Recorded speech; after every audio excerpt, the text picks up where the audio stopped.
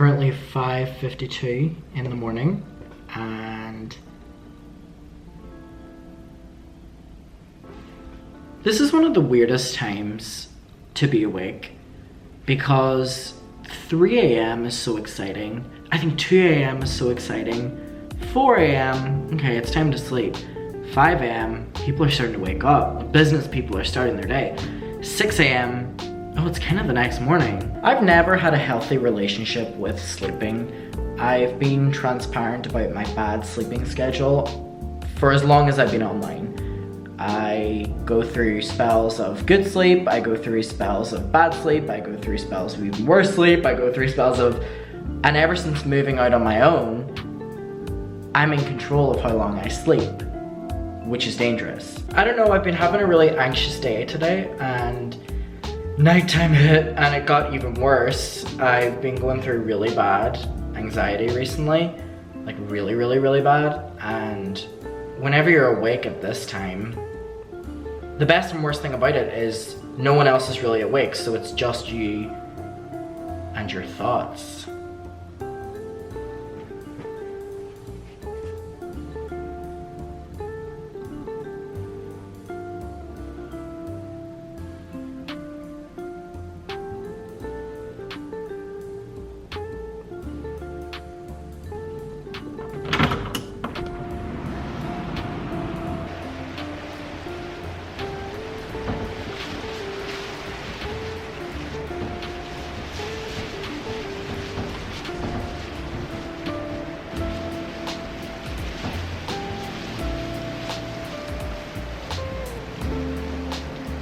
One of my favorite things about this apartment very quickly turned into this window and being able to sit and look at the water, and even on stormy nights, the wind on the water crashing and boats coming and birds in the water. It provided something to watch that was distracting, which some nights is very needed, let me tell you that.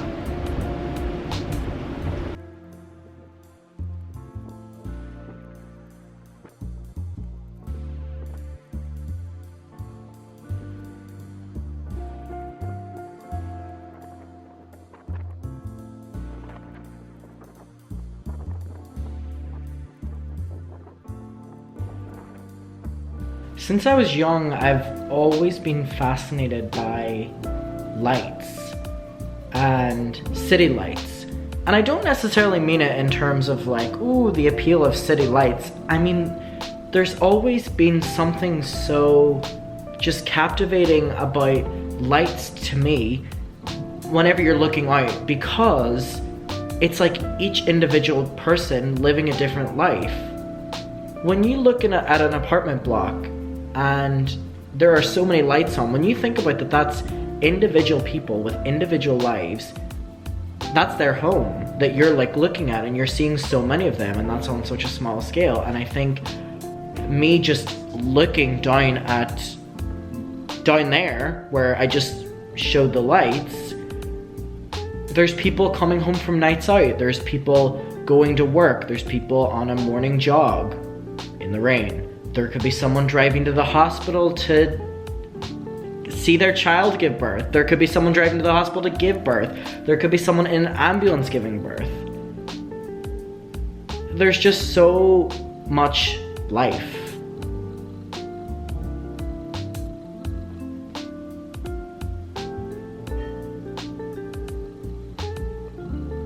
I feel like every time I clean the apartment, within a day, it's back to the state it was in before. I don't know where these boxes came from. But the thing is, I keep seeing these posts and it's people being like, clean your living space, but also know that your living space is being lived in. And I think that's really important, and I have a higher clean standard of my apartment and anywhere I live now than I've ever had in my entire life because of my father. My dad is the hardest worker I've ever met, but on top of that, he is so clean when it comes to cleaning. He has taught me so much about cleaning, almost a bit too much, because now I'm so anal about the apartment and the living space. It means I can never fully enjoy somewhere unless I feel like it's constantly clean, which is a task when you live with animals. However, whenever you buy stuff for the apartment, it comes in packaging. We live in a world that has so much packaging that it just bin runs as well. Like, who has the time for all of this? That being said, I do, and I'm gonna go clean it now. Talking about bins, there is currently a bin man strike happening in Brighton, which basically means that the people that take the bins to the rubbish place and beyond that are striking because they want more money, basically, because the government in the UK, at the drop of a hat, gave a bunch of lorry drivers a huge raise, and obviously the bin men who work tirelessly are going to be like, why couldn't we get that and why can't we get a raise? And so they're not working until they get their money. Look what the streets of Brighton are currently looking like, to the max with bin bags. And I mean, I was out today and it stinks in Brighton. It stinks, it reeks. The center is covered in rubbish, is covered in trash. There's rats everywhere. Seagulls are enjoying all the rubbish. It's intense.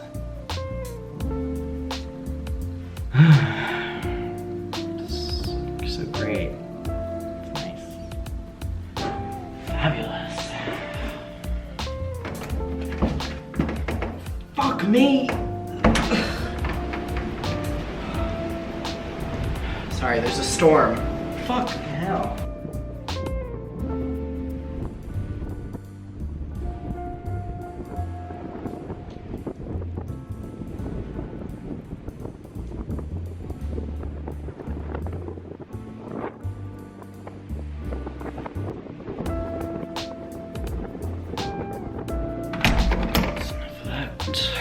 The worst thing about the weather being absolute piss, which is to be expected from the UK, so I'm not holding that high of a standard. The worst thing about it is whenever you're having a shitty night, normally, I don't know about you, but one of my main coping mechanisms is going for a nice walk, earphones in, music a-blasting. And it really, Tyler wants to say hello. It really is something that immediately like calms me down and just makes me feel so much better and so good. So whenever the weather is absolutely horrible, you have a choice. You can take that walk and get absolutely soaking and probably feel awful about that. Just add to the list. Or you can stay in. So it's like you take your win or you take your loss. I don't know which one's which. You can let me know. As much as that rain's a bitch, it sure is comforting to listen to. Maybe not the... You are a very needy little boy. Well, I always have you to make me feel better.